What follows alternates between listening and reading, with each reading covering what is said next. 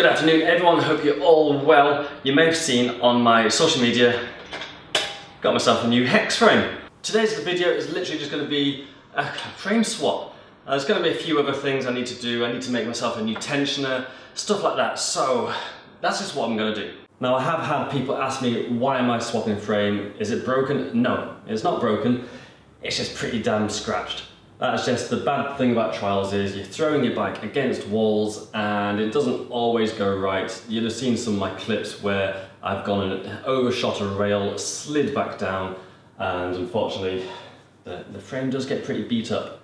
Now this is bad for Inspired because if I'm riding a frame that's scratched to hell, looks like crap, it doesn't look good for them. So as part of being a sponsored rider, you occasionally just get given a fresh new frame, even if there's nothing wrong with your old one, just to keep the bike looking fresh and representing the brand well. Now I'm going to try and build myself up a whole new bike as much as I can, but in the meantime these wheels I'm actually going to put on the new bike because they're my new fancy carbon wheels, and I may choose to swap a couple of things over, but I do have some spare wheels and at the end of the day I will end up with two bikes.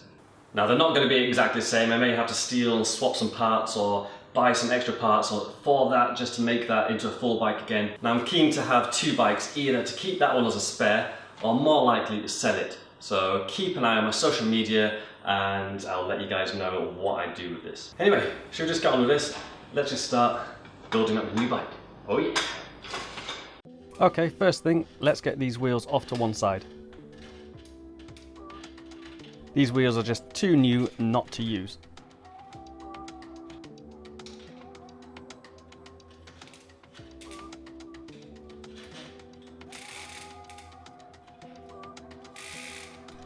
I'm going to reuse my rotors and pads as they're already bedded in. Just saves a little bit of time having to rebed in new parts. Out with the old and in with the new.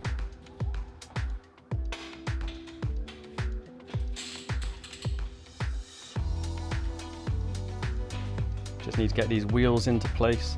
This actually saves so much time reusing my old wheels where I don't have to build up a new set for this bike.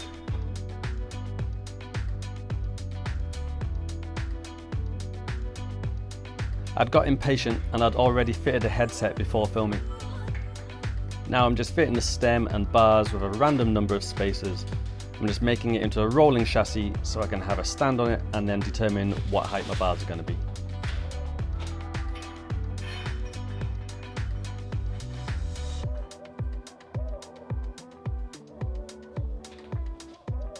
I'm going to fit the BB now. Always make sure you use plenty of lube. And remember, the drive side is opposite thread.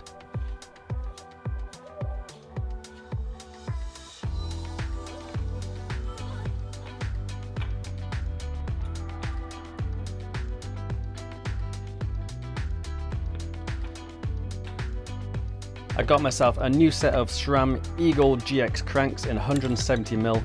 Now I just need to fit the Inspired 22 tooth battery.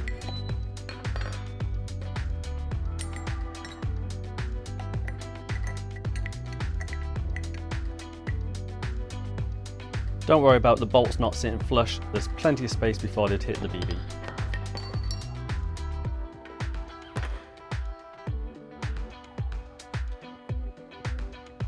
I don't have a torque wrench, so I just go for the tightest possible approach.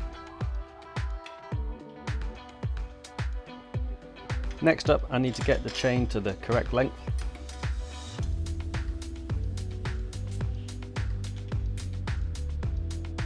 In this case, I only need to remove half a link. When breaking a chain, don't push the pin all the way through. Leave just a little bit in so the chain stays together. Flex the chain just to separate the links.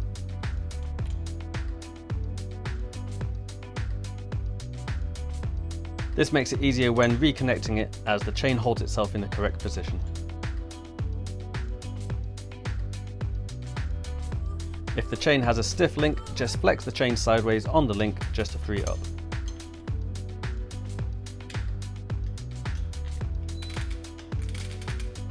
My chain stays at almost a perfect length for a 22-18 gear ratio with no tensioner. but chain stretch and left like this, my chain would soon be loose. I'll make a new tensioner soon. But first let's fit my seat. This is an inspired tripod seat and post. They're great as they're low profile, light and strong, but they can be hard to fit. I use a soft hammer or spanner handle to persuade the seat post into the slots in the seat. I use the included wedge to get the seat at the angle I like.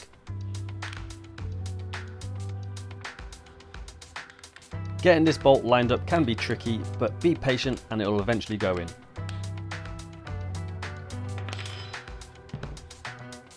To save a bit of weight, I cut my seat post down.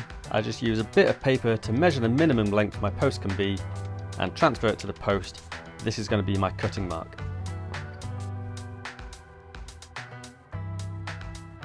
I don't have a vise, but I fitted the seat first so I can get a good hold of it while I cut.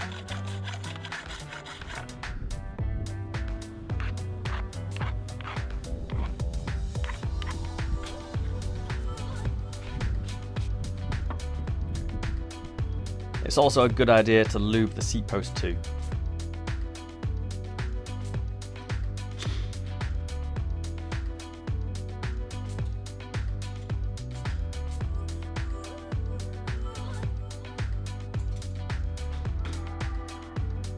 Now for the pedals, don't forget to lube the threads. And top tip, with the Allen key or pedal spanner at the 12 o'clock position, both pedals tighten by turning the tool towards the front of the bike. Also, if your pedals have an Allen key fitting, it's helpful to put the tool through the crank first, as it helps line them all up. Even when tightened on tight, check the pedals are still tight when out riding for the first few rides. Pedals can come loose and wreck your cranks. Tensioner time. I made this corner too tight on my old one, causing a stress riser and eventual crack. I'm going to make a new one, but I'll use this one as a template. I just had enough titanium sheet left over. This is 1.2mm thick. I've marked the mounting holes and general shape, and now I need to do some drilling and cutting. Once that is done, I'm left with this. Now I need to bend it into a leaf spring. This titanium is incredibly stiff and will snap if bent too far, as I found out with my last attempt. That sucked. First, I'll make sure it lines up with the chain.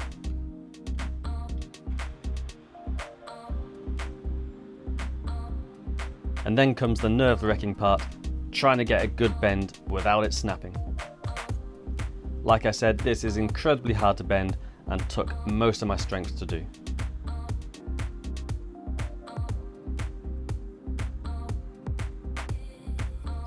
Now I just bend the bottom just to give a smoother contact with the chain.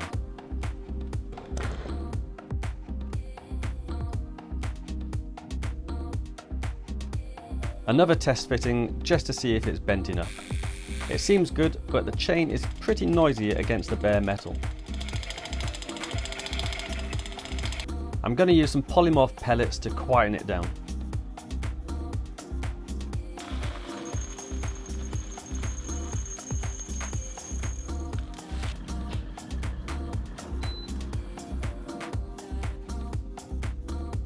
This plastic reacts with heat and becomes soft and pliable.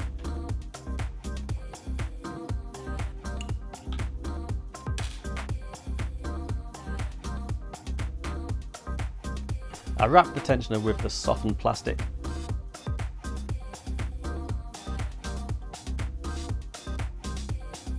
And try and shape a channel as extra security to stop the chain ever sliding off.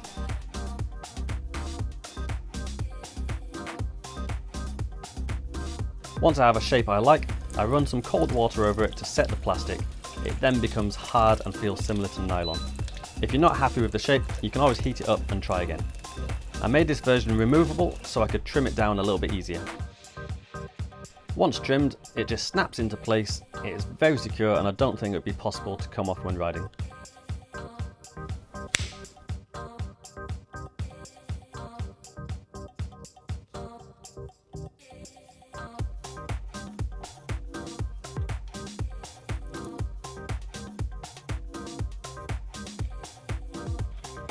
It fits perfectly and is very quiet. It's also very hard to hit and weighs next to nothing. Probably my proudest ever achievement in making anything. Now I need to find out how much I need to cut down my fork steerer. I ended up cutting off camera because I forgot to press record, but only took off about 2mm. Now for the brakes, I'm using Magura MT Trail models. I'm actually using them the opposite way around with the 4-pot on the back and the 2-pot on the front. I just want more power on the back wheel and a little bit more modulation on the front.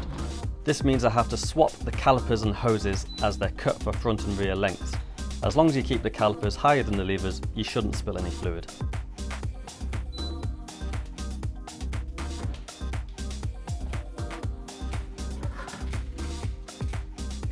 I always use the chunkiest adapter I can find for the rear brake. You don't want that snapping when landing a big gap.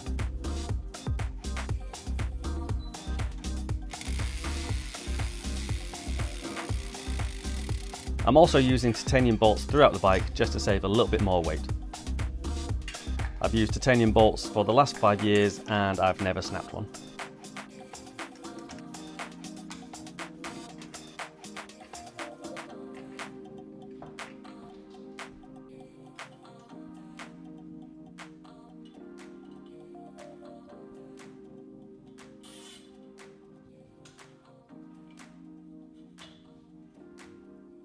I always run my front brake hose up through my steerer tube. I add some tape or a zip tie to stop the screw from sliding down the hose. Then I carefully push the hose up.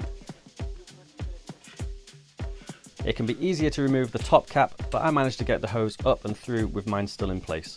You obviously need a threaded steerer tube and top cap to do this, but you can get other systems for normal forks too. To keep my hose in place, I use a reusable zip tie, just in case I need to change my brake and I don't have a knife. My hose is a very tight fit between the tyre. If you have a bigger tyre, you may struggle to do this. Now I'm shortening my rear hose length just by using a cable cutter. I then need to fit a new barb. These can be hammered in fairly easily. But having some hose clamping blocks makes life a little bit easier. The barb needs to fit flush with the hose. Using a new olive, I push the hose into the lever and tighten it all down.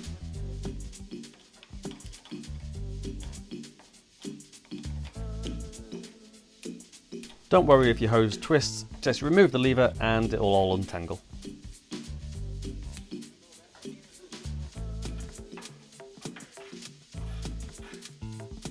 My bad barb hammering lets some air into the system. The brakes don't need a full bleed, just putting a syringe in the lever and pulling the lever or the syringe should be enough to get the bubbles out. Try different angles and tapping the hose just to make sure no air gets trapped.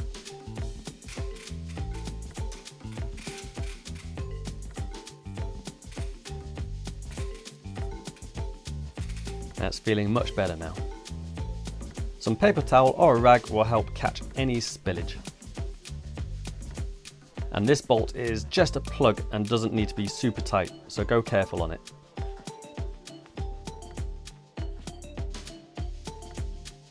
I didn't have enough time to remove my grips from my other bike, so I just went with these foam grips which do push on with a bit of effort.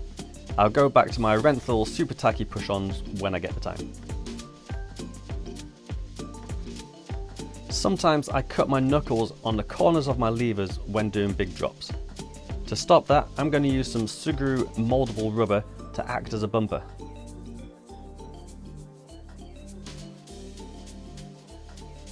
I just shape a small amount onto my lever and overnight it hardens into a bouncy rubber.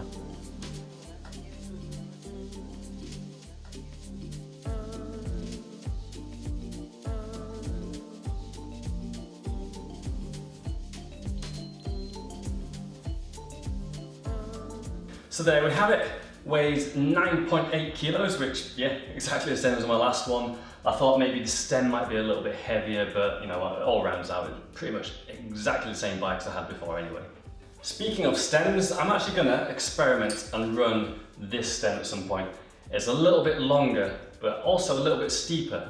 Now, I think if I had a slightly longer stem, that would probably help with some of the trials moves, some like the more traditional trial stuff like gaps, side op, stuff like that. It would make stuff like that easier, but at what compromise when it comes to spins? So I'm curious. I think this is 100 or even 110 mil stem, so I'm going to try that at some point. Whether or not I stick with it, who knows. I hope you all enjoyed this one. You've probably got lots of questions, and if so, put them down below and I'll try my best to answer them. To answer some random questions that I had, some people asked me, am I interested in motorbikes and speedway? Not particularly speedway as an interest. I'll watch it, it's great, but I do like motorbikes. I don't ride them. We just picked that up from somewhere and yeah, we thought it looked pretty cool. Also darts, I don't play darts. I live here with Danny, Duncan and a few other guys who do like to play darts, so that's more their thing.